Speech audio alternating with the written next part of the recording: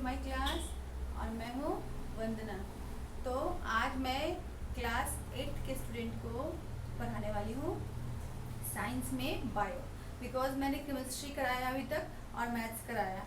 अभी जो previous uploads मेरे 8th के लिए हुए थे, बट आज मैं बायो कराने वाली हूँ।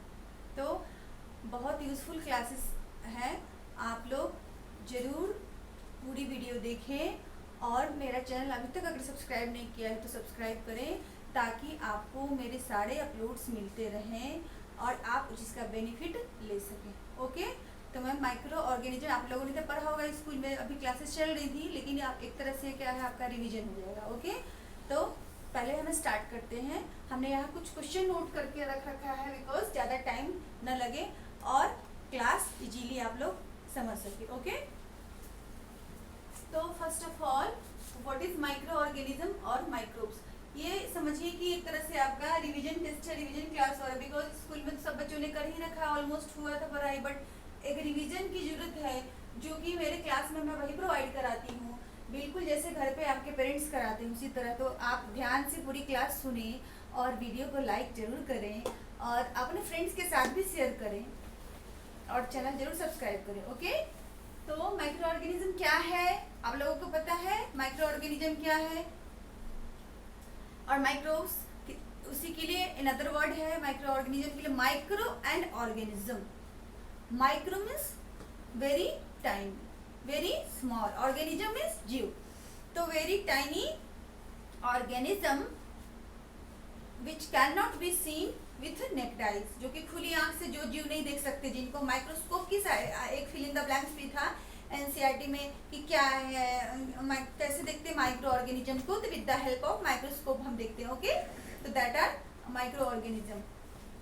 तो माइक्रो ऑर्गेनिज्म हो गया, microorganism very tiny organism that can not be visible with naked eyes, and कैसे देखे जा सकते हैं? They can visible by with the help of microscope. Study of microorganism को क्या कहते हैं? स्टडी ऑफ माइक्रो ऑर्गेनिज्म के लिए जो वर्ड है वो क्या आप लोगों को पता है? उस वर्ड को कहते हैं माइक्रोबायोलॉजी। क्या कहते हैं? माइक्रोबायोलॉजी।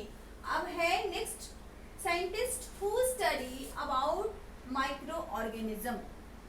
कोई ना कोई तो होगा ना जो माइक्रो ऑर्गेनिज्म जो बताया, जिसने टर्म को बताया कि ये माइक्रो ऑर्गेनिज्म है, जैसे माइक्रोबायोलॉजी बताया, तो कोई तो होगा। तो उस पर्सन को, उसको साइंस के लिए साइंटिस्ट वर्ड यूज होता है, उस पर्सन को क्या नाम देंगे हम? तो उसको कहेंगे माइक्रोलॉजिस्ट। जैसे अभी हमने स्टडी ऑफ माइक्रो ऑर्गेनिज्म को हमने भी क्या बोला? माइक्रोबायोलॉजी। तो स्टडी ऑफ जो साइंटिस्ट स्टडी करते हैं उसको हम क्या कहेंगे? माइक्रोलॉजिस्ट। Okay, clear? तो होप है आप लोगों को समझ में आ रहा होगा। क्योंकि मेरी बेटी भी क्लास 8 में है, तो वो भी अभी क्लास में सुन रही है, तो मुझे वो बोलती कि मम्मा बहुत अच्छे से क्लास कराते हैं। तो अब मुझे लग रहा है कि आप लोगों को भी अच्छा लग रहा होगा, तो आप जरूर सब्सक्राइब करें मेरा चैनल और अपने फ्रेंड्स को भी शेयर करें। मेजर ग्रुप्स ऑफ माइक्रोब्स क्या है? मेजर ग्रुप्स ऑफ माइक्रोब्स क्या क्या है आप लोगों को पता है? क्या क्या है? 5 है ना? तो कौन कौन से हैं? Bacteria, fungi, virus, algae and protozoa.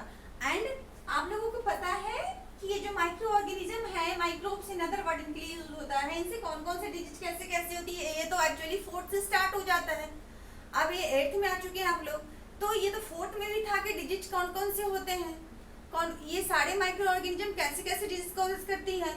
तो अब इतना लंबा करूंगी तो बहुत लंबा हो जाएगा क्लास और फिर बच्चे हो जाएंगे बोर। ओके, तो वो डिजीज आप खुद आप बुक में देखेंगे, आप लोगों को आता भी होगा, मैं बता रही हूँ। वायरल और बैक्टीरियल डिजीज। बैक्टीरियल डिजीज जैसे आप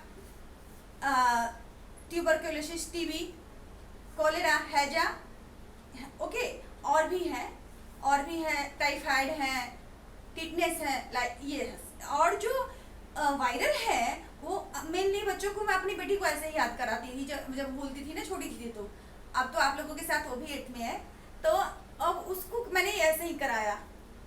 वायरस से कौन से डिजीज होते हैं? पी से जितने भी डिजीज हैं, P for polio, P for pox. तो ये सबसे इजी तरीका है याद करने का। वायरल डिजीज कौन कौन बच्चे भूल जाते हैं ना, जो लंबे टाइम तक होते हैं, जो बहुत मोस्टली फैलते हैं और जिनके लिए बहुत सारे प्रिकॉशंस लेने पड़ते हैं, अलग रहना पड़ता है, जैसे कि भी कोरोना सबसे अभी तो फेमस डिजीज यही है। ओके, तो P for polio, P for pox हो गया। प्रोटोजोआ से होता है मलेरिया, और ये मलेरिया कैसे फैलता है, तो फीमेल एनोफिलीज के थ्रू, मच्छर है मॉस्किटो। ओके, तो आगे अब एंटीबायोटिक्स क्या है, what is antibiotics, anti antibiotics. हाँ देखो, हर सारे क्वेश्चन में इंग्लिश के वर्ड्स में डिफिनीशन छुपे होते हैं, एंटी प्लस बायोटिक्स।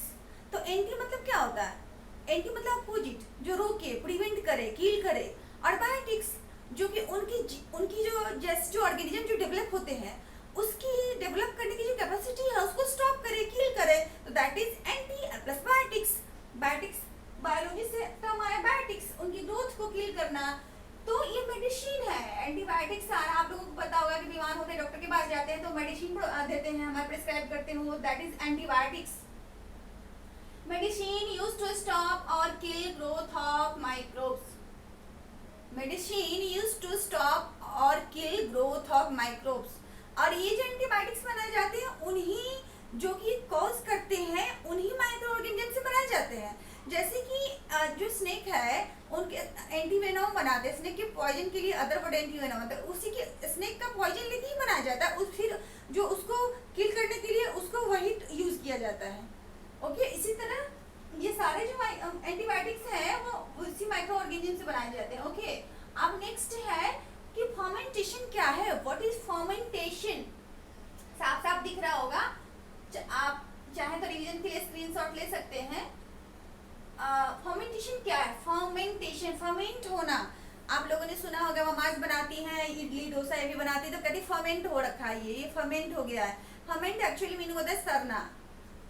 तो ये फर्मेंटेशन में ईस्ट का फर्मेंट, ईस्ट आता है, जो डोसा बनाते हैं तो उसमें क्या होता है, ईस्ट आता है।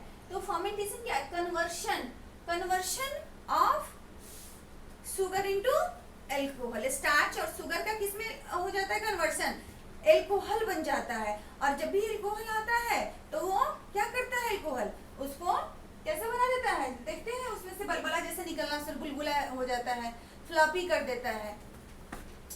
तो बेकरी बिस्किट जितने भी बनते हैं सारे ऐसे फर्मेंट करके बनते हैं। ओके, फर्मेंटेशन क्या, conversion of sugar into alcohol is called fermentation. किसने खोजा था इसको, साइंटिस्ट का नाम क्या था, लुईस पैस्चर। और लुईस पैस्चर ने एक और चीज की खोज करी थी, वो क्या था, पैस्चराइजेशन। नाम से ही उनके पता चल रहा है।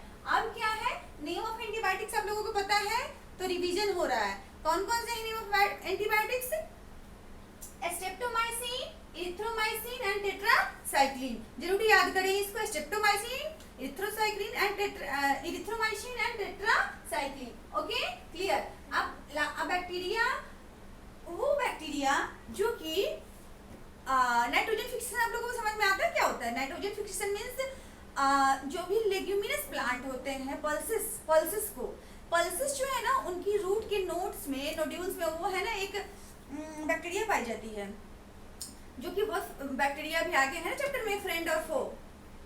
तो वो क्या है, वो क्या करती है बैक्टीरिया, वो बैक्टीरिया नाइट्रोजन को फिक्स करती है रूट में, जिसकी वजह से पल्सेस जो है ना जिस सॉइल में आती हैं उस सॉइल को बहुत फर्टाइल बना देती हैं। तो वो क्या है, बैक्टीरिया नाइट्रोजन फिक्सेशन, राइजोबियम और एजोबैक्टर, ये यूज होते हैं किसके लिए, नाइट्रोजन फिक्सेशन के लिए।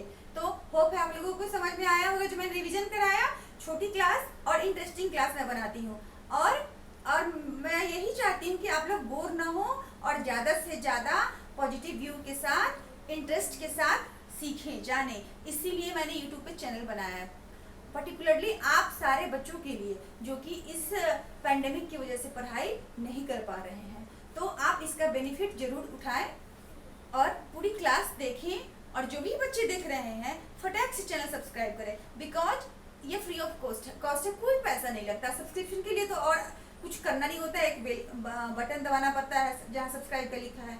तो आप लोगों को समझ में आ गया। अब इसके जो क्वेश्चन है ये आगे, अब जो बच्चे पार्ट है तो आगे वो मैं नेक्स्ट क्लास में बताऊंगी, इसलिए आप मेरी सारी क्लासेस जरूर देखें। ओके, तो thank you for watching video, take care.